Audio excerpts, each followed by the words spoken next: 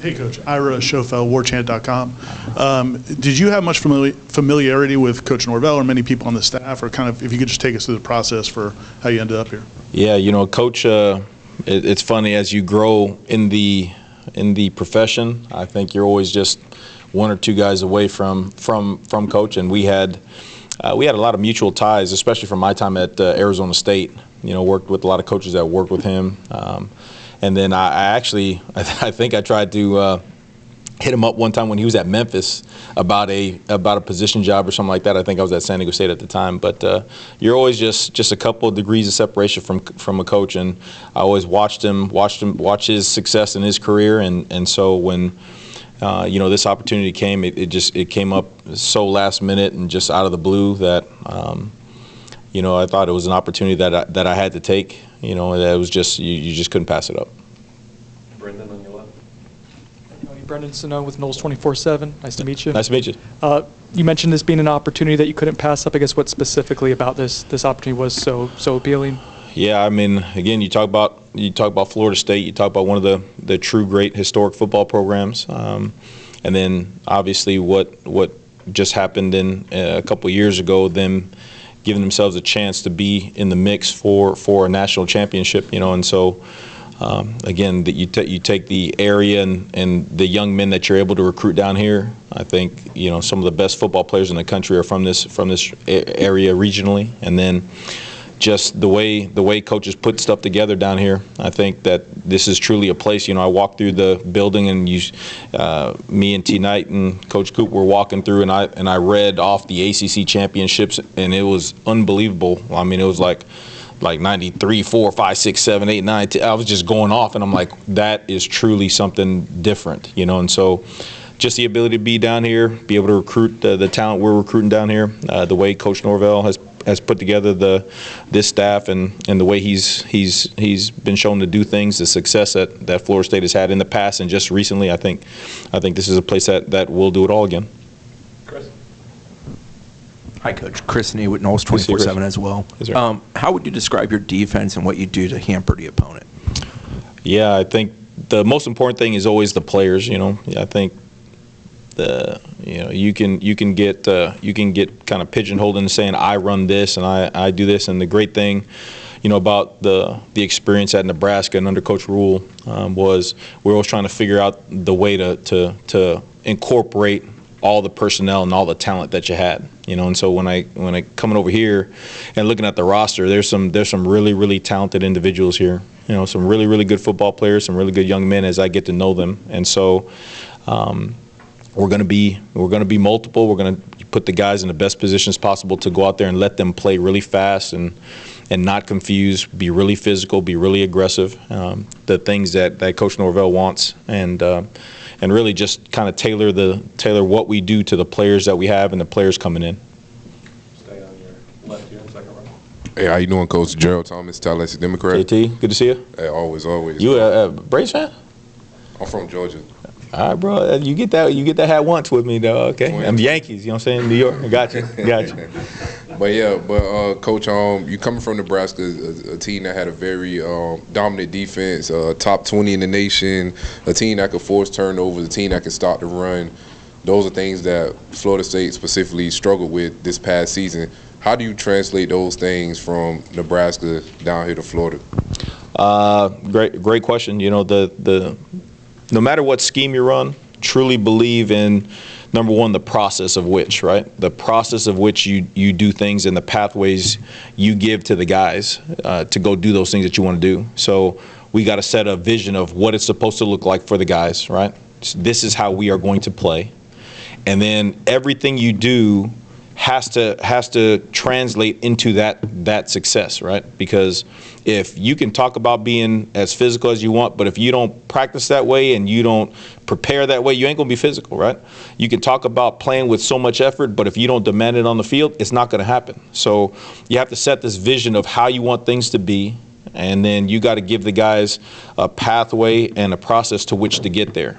And in doing so, when you invest in the process, that builds confidence. And, you know, confidence is not walking around saying, you know, looking good and pretty in the mirror. Confidence is knowing that you put in the work and you put in the time and you put in the effort and the strain to put yourself in a position to go get what you want. And if we can get the guys there to believe in the process and to really embrace the process and do those things and give them a pathway to see that vision, I think we'll have a lot of success. Hey, Coach. Jordan Silversmith, Tomahawk Nation. Kind of a two-part question for you. Yeah. You mentioned having some of your former assistants at your previous institution being here. How important is that for your defense? And also, how do you plan on filling out the rest of the defensive staff? What are the conversations like between you, Coach Norvell, and the administration right now? Yeah, it's crazy that we were all over there at the last school together, and the things we were able to do, the experience we were able to give the young men in that locker room, it worked, right? We were really successful on defense, but more so you saw the development, you saw it on the grass, how the guys played together, how physical they were, how much fun they were having, And so it kind of separated, and now with this opportunity coming up, it's just crazy. Football is that kind of world where had the chance to bring them with me over here, provide them the opportunity to come here and join, because they see what it's like. We were in the trenches together, with T. Knight and Coop, and then you add in some of the guys who are here as well. Some of the young guys, some of the old veteran guys. I mean, Paps and Sims and all those guys. So really, really, really, it comes down to teaching, comes down to believing in what we're going to do, and us being in the room together and going through the fire together and things like that. And so it was really lucky to be able to have those guys come over here to ease the transition, speed it up a little bit. And so the other positions and all that will come to fruition here as Coach sees fit, so. Bob, right side. Coach Bob Ferranti with the Osceola. I'm curious, fundamentally going back early in your career, why does a 3-3-5 make sense foundationally, philosophically? And I think also we've seen you do run a lot of 4 defensive linemen, so you're multiple. How do you know when to do what, or is it just giving offenses different looks? Great question there. I think the 3-3-5 traditionally has been in places where it was a little harder to get defensive linemen. So really the first introduction to a place being able to recruit really, really good defensive fronts was Nebraska. And that was the first place where, again, just sitting back and listening and with Coach Rule's vision and all that stuff, being able to come up with different ways to attack an offense. That's the thing. We're playing defense, but really you want to attack an offense and make it really difficult on them, right? So putting together different packages, seeing the success in having certain individuals and certain packages and how that is beneficial to you. So I think the 3-3-5 just in its shell has been very easy to teach, and it's been very easy to give multiple looks, different personnel packages, get guys in the game in different spots to where they can really hone in on what they do well. And again, just attack an offense in an untraditional way. The offenses are too smart now. I mean, you saw the offensive coordinator. The guy's been a head coach and a successful one. Like these guys are too smart for you to sit there in one front and one defense the whole game and just think that you're just gonna physically beat them like that. I mean, that doesn't happen. I mean, you look at Georgia, Oregon, all them like that, and you see them jumping in different fronts, stemming, different personnel packages, different coverages. I mean, you see all that variety in there. So a lot of the defense is used across the country. I mean, it's just disguised different ways. And so we're going to do that here. You got some elite talent that is in the building and that you can go and get readily right here in your own backyard. You got obviously the new facilities is going to be some of the game changer in terms of what we're able to provide for the student athletes. That's going to be something special. So we can attract some of the best young men, student athletes, football players in the country. So it's going to be cool to kind of put together the things to let them go and play ball and have some success. We've been able to get a sense of Coach Knighton's personality on social media a little bit, and watching interviews with Coach Cooper through the years. What can you tell us about them as coaches? Like it's not like you've worked with them for years and years. What impressed you about them in Nebraska? The relationship. That's as you get older, and I don't see myself as being like old like that, but I guess I'm older, but I guess the times where you have the most fun is when you've had the best relationships with the guys. Because then you see their investment, they see your investment, and it's like a partnership, right? And those two individuals and the way they connect with their groups and the way, I used to see Coach Coop. I used to see Coach Coop get up at 4 o'clock, be in the weight room, and be on the field to help guys, with footwork drills that wanted, they didn't feel right about their footwork. And he used to be up there helping them out. Like that. Their investment in the young men, I think, really, really stands out. And then us collectively coming together for the first time, at my old school, and being able to put a product together on the grass where the young men really made it their own, really went out there and they played so hard, and those guys played so physical, and guys who were, backups and guys who were really rotational players or maybe didn't even play got a chance to go in there and become stars on the grass.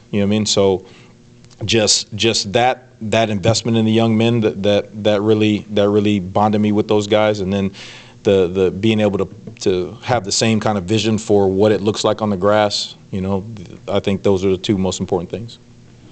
Time for a couple more. Chris, in the front row. Coach, what have you learned about the defensive personnel that you're getting as you come through the door here? Yeah, very athletic. Especially you look at the back end, and those guys can fly around. Those guys can cover. It's kind of cool because in my meetings, I have fresh eyes. I don't know what they can do, so I don't know who they are. I don't know any of their profile. All I see are guys running around, and so I see a lot of talent. I see a lot of talent in the back end. Whether they're experienced or not, that comes with it, right? You can't say somebody's not experienced and then not play them, right? You got to play them. That's just the way it goes. So experience comes with the trust and the process and all that stuff. So they got some athletes in the back end. Up front, again, I think we're going to be younger. It obviously hurts when you lose the Twin Towers in there. I didn't realize how big of individuals they were. You see them on the paper, 6'6", whatever, and then you shake their hand, you're like, oh my Lord, this is ridiculous. You guys were playing with these guys, this is ridiculous. But it hurts that, but it's really cool because this is their dream, right? To go to the NFL, this is what you play ball for and all that stuff. So it was good to see them fulfill that part of it. But up front, I think you're going to be young, but again, extremely athletic. And at backer too, you're gonna have a chance to see some young guys and some guys really blossom into good college football players. So see a lot of potential back there. See a lot of athleticism. See a lot of guys who, same thing like Nebraska, a lot of guys who maybe played but not played a lot. And it's going to be our job to make sure we provide them everything they need to go out there and play fast and physical. Looking at the Nebraska depth chart, there's a couple positions with, I guess, untraditional names, Jack and then Rover, I think. I guess, what are those two roles in your defense? And I guess, is there like a prototypical player that or skill set that you look at for those roles? Yeah, the football part of it, we're still putting together because I want to see what is here and what the names are. Traditionally, when we've moved places, we've had names for those safety spots. The Jack used to just be an end, and then usually the Rover safety ended up being like it was the Aztec when we were at San Diego State. It was the Tillman when we were at Arizona State. Had these specialty names because that player was a little different. So have not dived in much to the football part of it because of the time, right? Getting all the coaches over here and then recruiting, right? And not only recruiting the guys, the transfer portal guys and finishing up signing day, but your roster, right? Your roster right now is valuable. There are guys who are getting called on to go and get paid more money. So there's a lot going on recruiting wise that needs the attention first. And then once that slows down, then we'll concentrate on the football aspects and getting everybody together and getting those roles solidified with all the coaches and all that stuff. So. We'll end it with Peter here. Coach Peter Holland, Tallahassee Democrat. What are some things that you didn't know about Florida State before you came here that you didn't realize until you actually spoke to Mike Norvell once you learned more about the program? Yeah, I mean, I had no idea they were building a new facility. Like I'm like, oh, what's that building right there? Oh, it's our new facility. I'm like, great. What do you mean new facility? You know, that's a game changer because I just came from Nebraska, and again, I mean, Troy Dan and AD, Haven, AD, and Matt. You know, the vision of that building and seeing it for the first time and walking in there, complete game changer. Like, I mean, just when you get families and recruits there and they see like, wow, this is the investment this university is making into the student athlete experience. Like, this is something different. That's no different there. That building is going to be a complete game changer. You know what I mean? So you can give all the young men, they can feel like they have all the resources to be their best version of themselves. So I had no idea about that.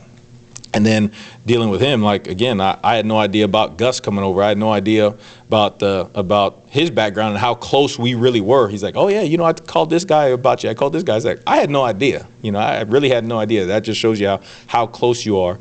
And then as I'm exploring this place, like I said, I walked by that sign over there because I couldn't get in that early in the morning because I didn't have an ID card. So I walk around the corner, and it's like, hold up, let me count this right. Like, okay, that's like 15 in a row, and then there's like another 8 in a row of ACC championships. I'm like, good Lord, you know, you just truly don't know. You've always heard about Florida State and the greatness of it. And then I go upstairs, and you see literally like all the draft choices, recent too, like all the high draft choices and stuff. I remember Jared Verse because I was at Syracuse, and we tried to get him at Syracuse, and I saw his career take off. I mean, it's just every day's a discovery, you know, every day's a discovery. But I will say that the people around this building, the people who care about this place is truly special, and you could feel that just with the hospitality and how everybody's been so nice and accommodating and wanting this place to be good. So, got a lot of work to do. Okay. Thank you, Coach.